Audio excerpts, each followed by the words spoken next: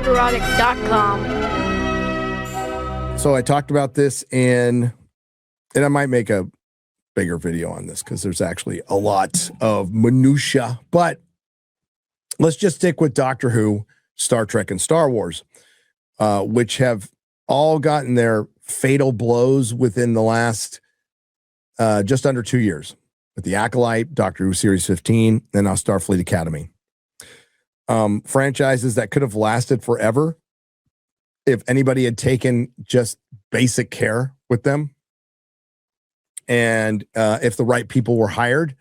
But in the case of Star Wars, we've gone over it quite a bit, but bringing in Kathleen Kennedy sound like at the time, I'm like, sounds like a great idea. But upon further review, it's like, but she has no connection to Star Wars whatsoever. And who can replace George Lucas? Nobody could. But thought it was a good idea. Thought Disney taking over was a great idea. And it turned out not to be a great idea. It turned out to be a complete disaster. And they will roll out and say, yes, it was profitable. And they made a lot of money off of merchandise and the movies in early days. Look at the state it's in now. Kathleen Kennedy's gone now. She's actually gone. I know it's hard to believe, but she's gone. And we have Mandalorian and Grogu coming up. So an episode of The Mandalorian is your big cinematic return of a cinematic franchise that was the mightiest of them all. It's Mandalorian and Grogu. And I'm already getting vibes of Attack of the Clones, the Clone Wars, the first Clone Wars animated movie that led to the series, which was terrible. Getting the same vibes from this one. Now, Starfighter, I think, has more potential, but the problem you have with Doctor Who, Star Trek, Star Wars, we can lump in Lord of the Rings with this. You can even lump in Game of Thrones, is how do you move forward? How do you move forward with this? You could do a continuation.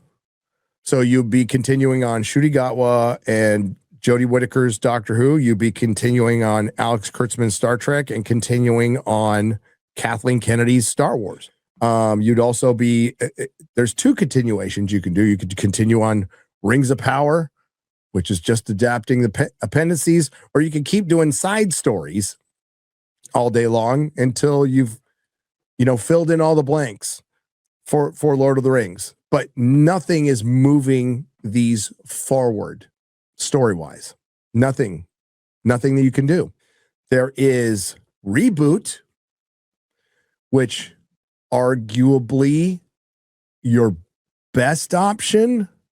It'd probably be your best option for Star Trek if you moved everything into the Kelvin timeline. Well, that would be a continue. So if you continue Star Trek from Enterprise, that's fine. We'll get to that. But Reboot, if they just do full Reboot, the problem is you can't do it with Star Trek because you just did a reboot in 2009. Doctor Who, I think it's very likely they do a reboot. I think that's probably the most likely. I don't know when, but do a reboot. As a Doctor Who fan, wouldn't be interested in that at all, because a reboot of any of those franchises, I think, leads to the same problems we have now. They modernize it, and because Hollywood will never leer, ever leer. Or I think with IGN already mentioned this today, and I absolutely believe this is what Warner Brothers and Paramount are moving towards, a full remake of Lord of the Rings. I think Disney Star Wars will eventually do a full remake of the prequels and the original trilogy. I think those are the only things they have left in their pocket that will, not in a entirely positive way, but it would generate news and it would get people in the theater. But just an offshoot continuation of a Star Wars or a Star Trek movie, or even bringing in a 16th Doctor, it's not going to bring the old fans back. Once they're burned, they're burned. And there's been a lot of cases where, all right, we right the ship, we make something good, but it's too late. It's much too late.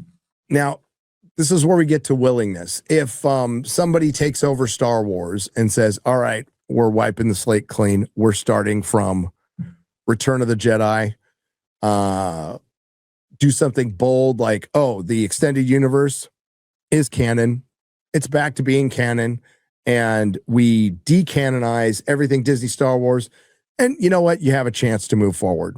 You're never going to reach the heights that Disney expected and initially got with Force Awakens. There's never going to be that much energy behind it ever again, because even if you wipe it out of continuity, everybody still saw it. So the same could be said for Star Trek. Put everything in the Kelvin, and we're going to just put everybody on a ship, put everybody on the Enterprise after the events of Voyager, sometime after, and go to some quadrant on, it's really basic. Just put a crew on a ship exploring. I think that would work as a TV series, but it would take a lot of work to bring a lot of the older fans back, which you need to shepherd in new fans. The other problem with Star Wars and Star Trek is they're skipping generations, and kids just don't give a shit. They just don't care anymore. I think Doctor Who's just dead. They can bring back a straight white doctor and a hot companion next year, and I think people are just kind of done. Once the damage is done, it's done, and you have to work really hard to get the fans back that you alienated. BBC, Disney, Paramount, and I know there's new management at Paramount, but I've seen zero signs of change yet. Oh, they're going to cancel Starfleet Academy. Why haven't you announced Kurtzman being fired yet? Because it sounds like it is. With all the videos we've seen from the cast of Starfleet Academy, to a man and woman and they, them, they're saying that Star Trek is done. If you read between the lines on that one. The whole point is, let's just say they right the ship on all three. Like they figure out a way in 5 or 6 years to right the ship. That's 5 or 6 years. So these are Gen X things. We're getting fucking old. And in that 5 or 6 years, people are just going to pick up on new stuff. And they're already starting to do that. And don't even get me started on Marvel and DC right now. So I think it's just time to make something new. And that's why I'm pretty happy about Project Hail Mary. Yes, they're adapting a book, but adapt new books, and I love this shit. But I think it's well past time to let it lie. Oh my God. But what about Marvel and DC, you ask? Well, I think this is it for DC. I think it's it for Marvel. I think we've said it before.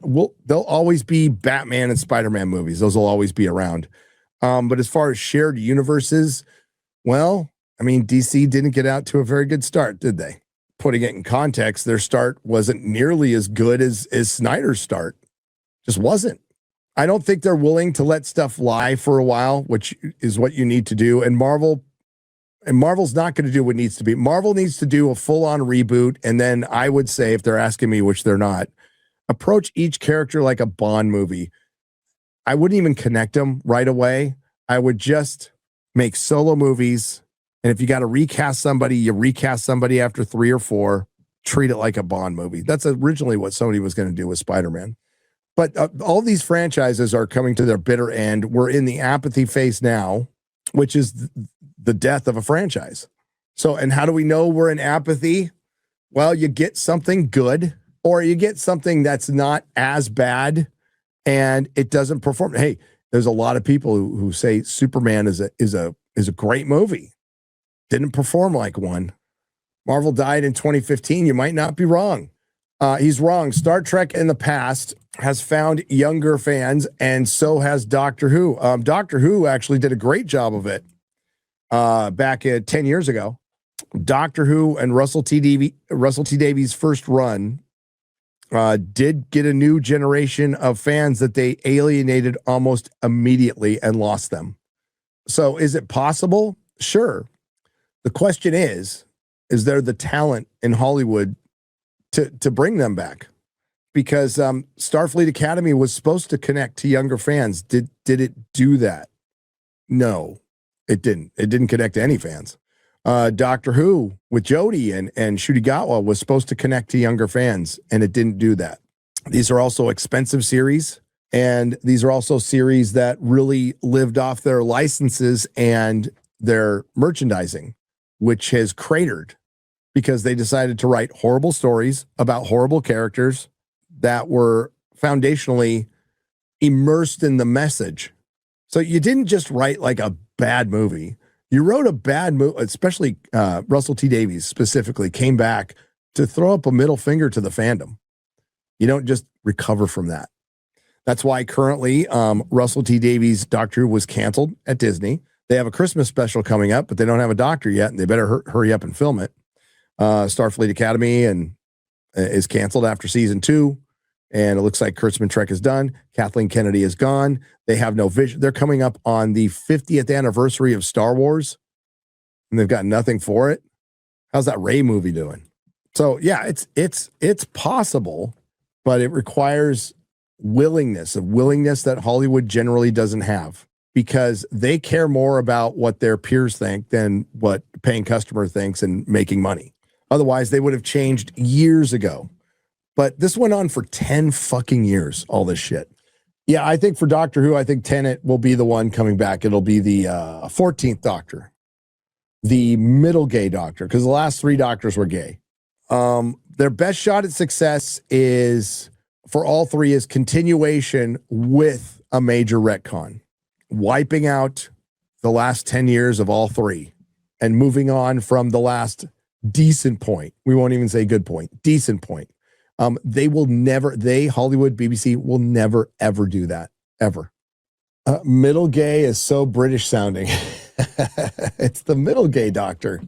The one who was simping over Indian Isaac Newton. Oh, they're going to recast Han, Luke, and Leia for a remake. The theory is they're waiting for George to pass, but I don't think they can wait that long. Russell T. Davies is proof, you can't go home again. We've talked about it a lot. He came back, and his entire motivation was not to create fun and exciting stories to bring people together. That he came back with hate on his mind and divisiveness. Hate and divisiveness. But so far, this year, we've gotten A Night of the Seven Kingdoms, One Piece Season 2, which I loved, and Project Hail Mary. So we've gotten some good stuff to wash away the bad taste of Starfleet Academy.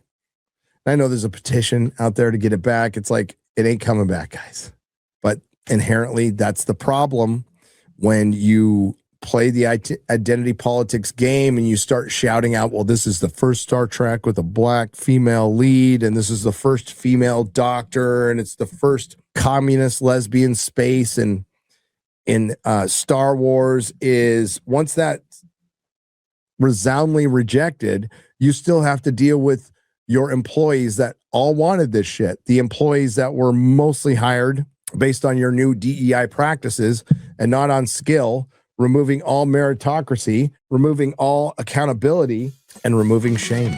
The entire industry is fucked right now. Nerderotic.com. Please subscribe.